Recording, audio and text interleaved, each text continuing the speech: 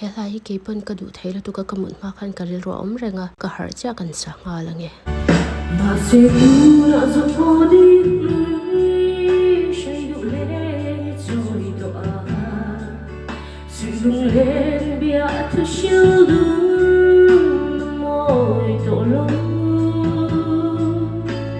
I thai leng len chuan fan nau chuan choi du du rin du sa sa ber ka lang le che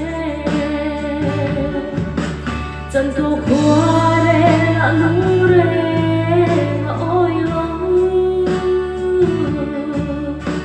mà ngày này cần chạm vui ring lu em ni